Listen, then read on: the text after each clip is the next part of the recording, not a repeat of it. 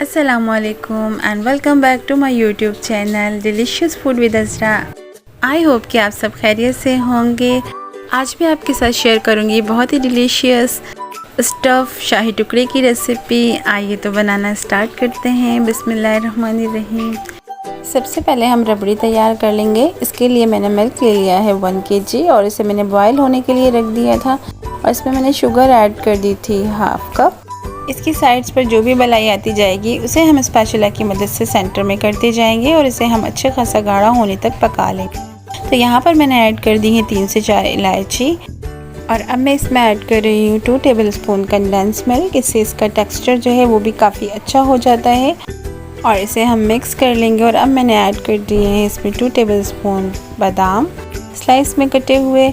15 से 20 मिनट हो चुके हैं मुझे इसे कुक करते हुए। तो देखिए मलाई भी काफ़ी आ चुकी है। इसके ऊपर फ्यू ड्रॉप्स ज़ाफ़रान एसेंस के ऐड कर दिए हैं, ये ऑप्शनल है और इसे भी हम मिक्स कर लेंगे। और यहाँ पर मैं ऐड कर रही हूँ 1 पिंच येलो फूड कलर। इससे इसका कलर जो है वो काफ़ी अच्छा हो जाएगा। और ज़बरदस्ती रबड़ी जो है वो हमारी रेडी हो चुकी है। इसे एक साइड पर रख देंगे और यहाँ पर हम नेक्स्ट स्टेप करेंगे। तो यहाँ पर मैंने एक पैन ले लिया है और उसमें मैंने ऐड कर दिया है 1 कप खोया। खोया ऐड करने के बाद आपने इस चीज़ का ख्याल रखना है कि फ्लेम आपने लो ही रखना है और लो फ्लेम पर कुक करते हुए इसे मेल्ट करना है और हम इसे लगातार चलाते रहेंगे ताकि ये जले ना।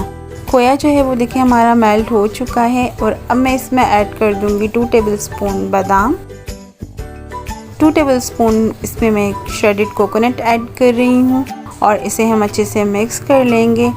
तो खोए की स्टफिंग जो है वो हमारी रेडी हो चुकी है और इसे मैंने एक प्लेट में ट्रांसफ़र कर लिया है।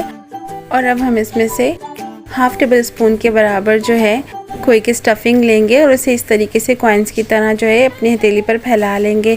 तो यहाँ पर मैंने इस तरीके से तमाम रेडी कर लिए हैं। ये मैंने 12 से 15 रेडी हुई हैं और ब्रेड के स्लाइस ले लिए हैं मैंने और इसके मैं एजेस जो है वो सारी कटिंग कर लूँगी। इस तरीके से हमें नाइफ़ की मदद से इसको कटिंग कर लेना है।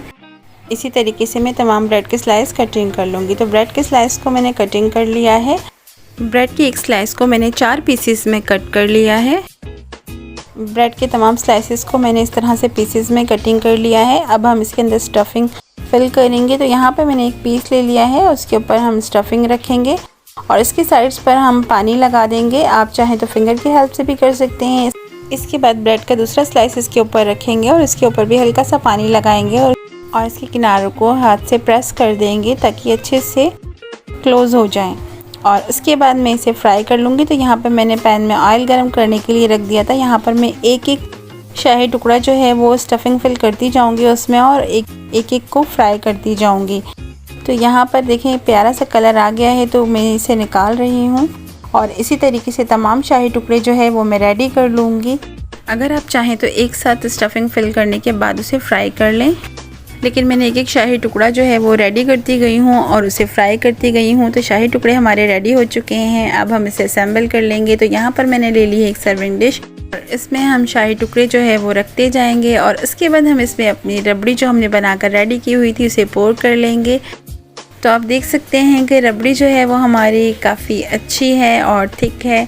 तो रबड़ी जो है यहाँ पर हमारी थोड़ी सी वार्म है, बिल्कुल ठंडी नहीं है। यहाँ पर मैं गार्निश कर रही हूँ बादाम के स्लाइसेस से।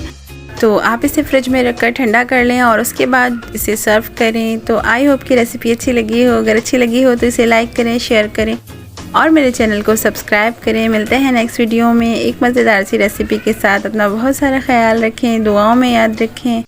अल्लाह हाफिज़। Thanks for watching.